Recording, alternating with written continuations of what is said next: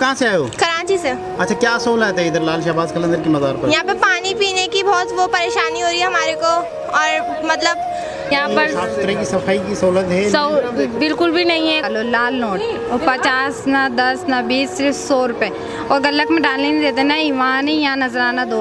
और फूल वगैरह जो ले होते हैं वो खुद डालते हैं, हाथ भी लगाने नहीं देते। तो चादर में आप खुद ले आऊँ, उसके साथ चादर के साथ 100 मिठाई दूँ, 200 दूँ, 50 दूँ, 1000 दूँ, वो हमारा मर्ज़ी का बात है।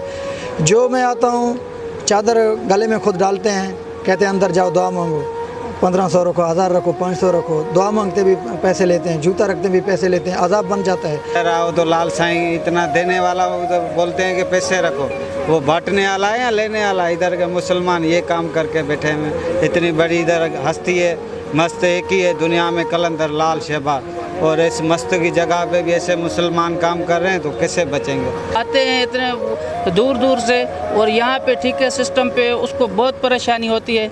आप खुद अभी विजिट कर रहे हैं, देख रहे हैं, जहाँ जाना होता है वहाँ पैसे देने पड़ते हैं। वो कहते हैं नजराना रखो, वो रखते हैं। ये तो बस इनका है काम। ये अपनी जेब में ऊपर भी देते हैं, ये सिर्फ अकेला ही नहीं खाते हैं, सबको देते हैं। मुलाजिम तो तकरीबन 70-80 मुलाजिम हैं, वो दूसरे भी है प्राइवेट लोग जो उनके रखे हुए हैं।